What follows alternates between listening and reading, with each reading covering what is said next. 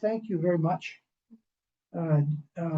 Georgina and your colleagues for inviting us here again today. We love the ACU, and we always look forward to coming every year and sharing some of our stories and hearing some of your stories. I'm glad today that my colleague Rajesh Tandon is online, and who knows, maybe if he's not thrown away to some other event at the end when we have questions, he might also be able to answer certain questions. In the photograph, you can see Rajesh, see myself in the middle of the picture, and then Rajesh is to my right, to our left as we look at the image.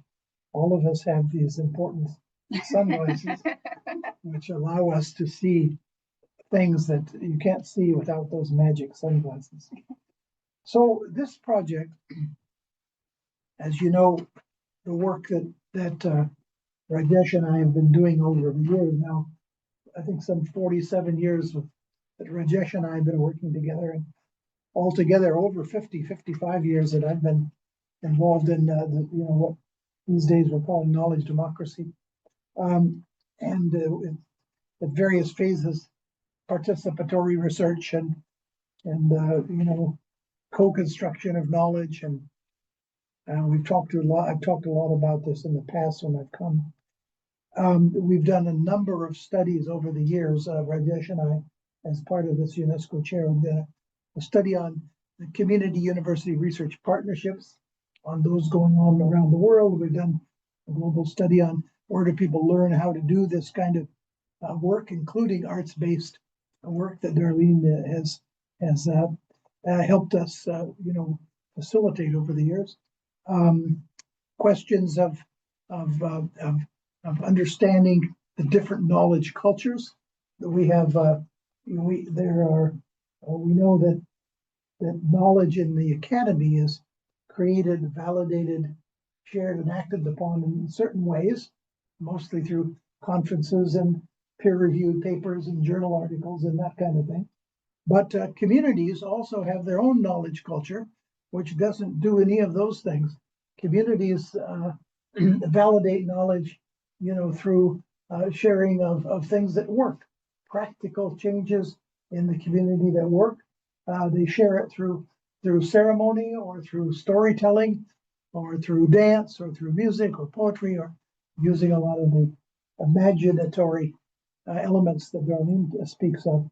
And communities create community knowledge cultures are important because they are designed for action. They're designed to respond to something that's going on in the community. So this project, which is supported by IDRC, Canadian International Development Research Center, is looking at the stories that come from community-led or indigenous-led research. And I say research because that's something that, that we use that word in places like the ACU and in universities and so forth. But it could be really a knowledge experience or knowledge curation or pulling together, ideas that work, because communities don't often use the word research in the way that academics do. So some of the stories that we've been developing have, there have been some universities involved, but others, there have been no university at all. And still, so what we've been looking at is what kinds of decolonized, transformative, actionable, action-oriented, locally contextualized knowledge comes out of these kinds of situations. And in this particular case, we're looking at the ones that have some evidence of impact in climate resilience.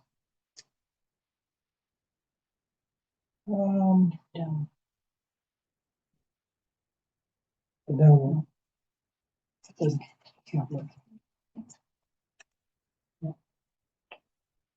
asking me things. Maybe you have to speak to it. You know, all the systems, you know, we work in so many different places, so many different platforms, and they're all a little different. They're all a little different. This is a very nice new setup here at the ACU, by the way. For those of you who are listening and are coming to London sometime, be sure and come by and meet these people and see their cool, newly renovated space here.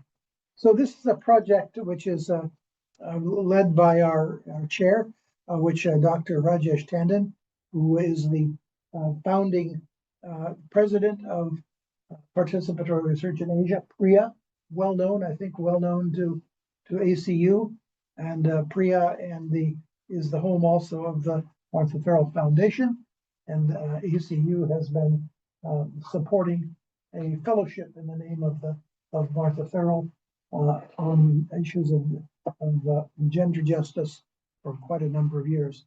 I'm located at the Center for Global Studies in Victoria, and as I said, Rajesh is my co-chair. So what are we trying to do? So this project, and we're about halfway through the project. We want to systematize existing practices of community-led research to draw lessons about values, principles, and ethics.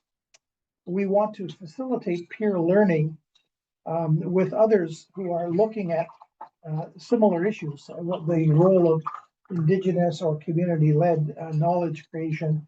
And we also are interested in building capacity for the next generation of young people to play a role in the production of this kind of knowledge that will have some impact on the climate resilience.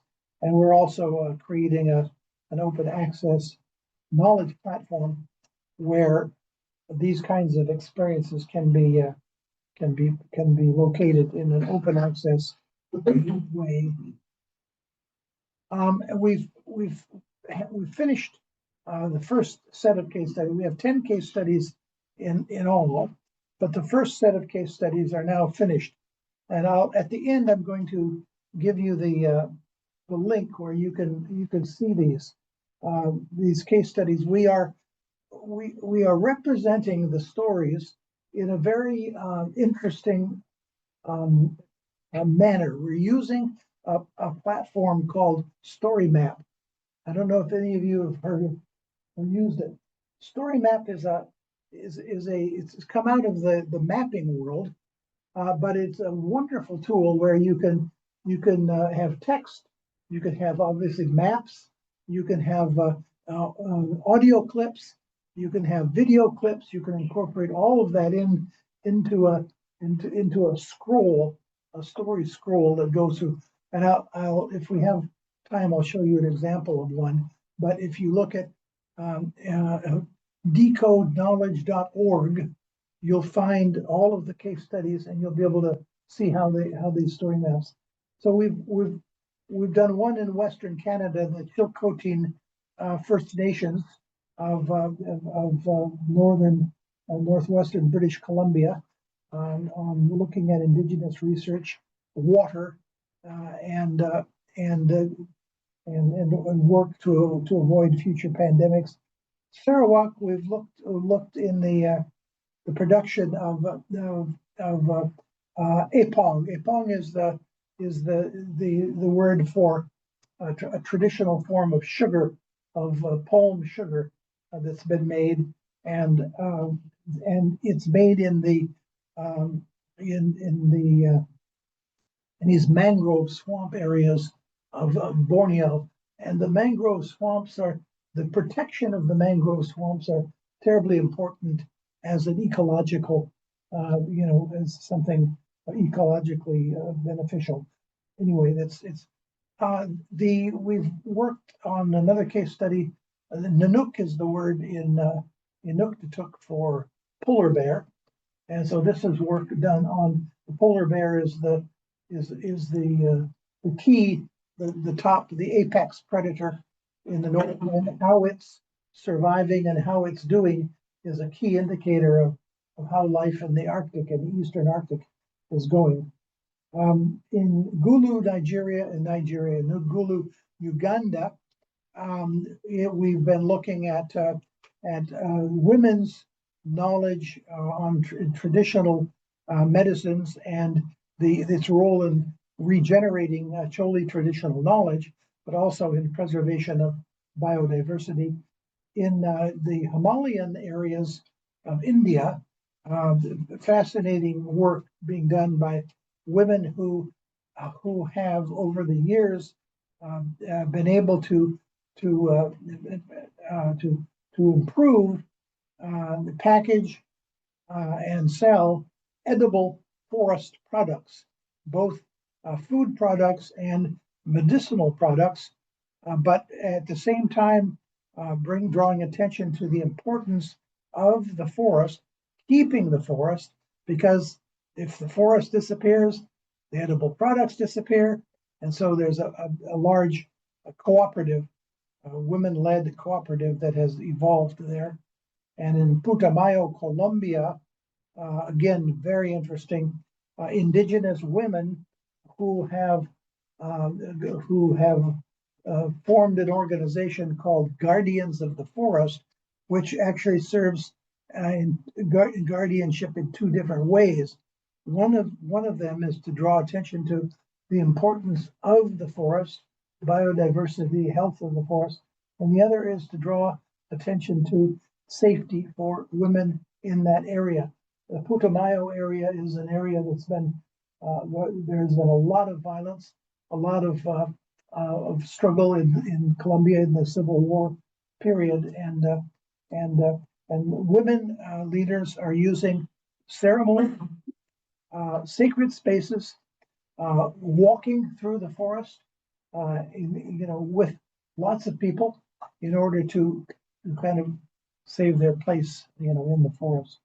So we're learning a few things. Here's a map of where you can see the black spots are the ones that are finished, and the red spots are the studies that are underway right now. And one in Tunisia working on recycling, one in Ivory Coast working on traditional diving fisher people, women, mostly women, who are divers and have been doing diving for centuries along the Ivory Coast.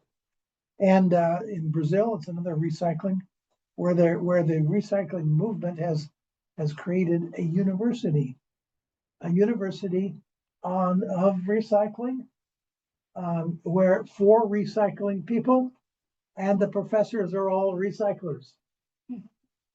And it's gotten recognition, official recognition from the Ministry of Education in Brazil. So, and in Bolivia, we're working there on a study with farmers from the Altiplano, that high plains, Aymara farmers on prediction, on climate prediction, on weather prediction. And what they're finding there is that there are that the farmers have a lot of knowledge, but they don't all have the same knowledge. So some of them are really good at, for example, knowing when they see different birds, moving around, what that means for the weather. Others are very good at at clouds and other kinds of things. So there's a lot of knowledge, but it's spread all over so what they've been doing, this is an organization run by an Aymara, an indigenous agronomist, and she's been over the period of almost 10 years now, pulling these farmers together, and so they're sharing what they know and building a climate science base, but based on the indigenous knowledge of the people of the Altiplano. Fascinating. So some of the things that we're finding, we're in the midst, so just some preliminary thoughts that we've had so far, is one of the things that's interesting is that in each of these cases, indigenous and community knowledge is not seen as the enemy of academic knowledge, or put it the other way around, academic knowledge is not seen in these communities as their enemy. When they are in control, when the community is in control of the project, they're happy to hear from forestry specialists or sugar specialists or whatever, because they are controlling the process. They're asking the questions, and they know what they want to learn from the outside people. So it's what we're seeing in these projects is when you can create a climate, of mutual respect, that the knowledge systems aren't actually antagonistic. Now, if you read the academic literature, you'll find the whole range of ideas about whose knowledge counts and the damage that's been done by the Western hegemony of knowledge, which is probably all true. But in these practical situations, there are ways in which this knowledge it can be bridged. It's obvious that through this work that community knowledge and indigenous knowledge isn't just about how to do it. It's not instrumental. It's actually part of the fabric of life. It's part of it's spiritual. It's part of the worldview. It's just part of what it is to be a person in that community, and it's grounded very, very often in language, in local languages. When you lose those languages, you lose a lot of things. Another thing is that the types of methods that have worked in the studies that we've been done draw on work that Darlene's very much associated with, on arts-based. Arts-based approaches don't rely on literacy. They can, depending on how they're used, they can be shared, socially much more easily than certainly a text or a chart or a set of statistics or even maps. And in the projects that we've been working in, the people have found the arts-based approaches to knowledge creation and sharing to be really, really powerful. Another thing that we found is that, with the exception of one of the case studies, women's leadership has been key. Women have been the ones who have been playing the leadership role in bringing people together. They have, and taking creating the kind of the space for open dialogue, and that's and the other thing is that we're actually in quite a complex discussion around the question of the how can I say this, the attribution of knowledge claims. So when you do an academic article, whoever has written the article puts their name on it, and they're called the author. Well, when you're trying to work in a decolonized way, or where you want to center community knowledge, so whose knowledge goes at the top of the PowerPoint, and so we're having quite an ongoing conversation of how to represent, how to place community knowledge holders and keepers and community processes at the center of these knowledge conversations, at the same time knowing that people have facilitated, people have helped to create the PowerPoints. Don't they get credit for something? So, and in the old days, the helpers would have got all the credit. They would have put their names at the top. And we're having some difficult conversations with some of the people within our project on just how to do. So that's something we hope to learn from, and we hope to. We're really looking for a kind of a new way, a new set of protocols for acknowledging contributions to this kind of knowledge. And here's the decodeknowledge.org. And you can find out, you get an example of the different knowledge, the not different story maps. And there's we also have a website and there's a number of other, you can see LinkedIn, all of those things. So thank you very much. I think that's it. Yeah, that's it. For me, I think, Rajesh and I, we work in all of these kinds of discourses. I wonder if Rajesh would like to say a word or two about any of these questions that have come up. I see his face right in front of me. Yeah. Good evening, everyone. I am enjoying the presentation and the conversation. Thank you, Georgina and colleagues at the ACU. And thank you, Darlene and Bud. Well, for me, the answer is as the old phrase used to be, dig where you stand. It's basically practice where we are.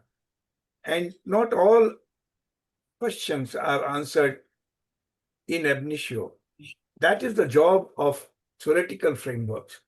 So if I dig where I stand, the cultural diversity and the context diversity requires openness to different ways of understanding the reality. And one of the ways you open up is to drop your Chicago school frameworks. And, but unfortunately, whether it is economics or sociology or civil engineering, the syllabus in a small town Indian university mirrors the syllabus in Chicago and London school. But they have no relevance other than in the minds and journal articles of the professors. The community basically doesn't laugh because we're mostly very respectful for formally trained people, but they don't pay much attention. So the problem really is this: how do we decolonize our minds and hearts in a way that if we consider our illiterate grandmother stupid, then we are in real trouble. That's the problem. And for first 25 years, that's what I thought. And only when I spent some time with those semi-literate farmers in southern Rajasthan, then I realized that I was the stupid fellow, not my grandmother. So it doesn't mean I don't know anything, but it also means that my grandmother knew a whole lot more than I credited her for. So that's the way I look decolonization. And since I am not currently engaged in much discourse, I leave it to my elder brother, Bud. I focus on practice.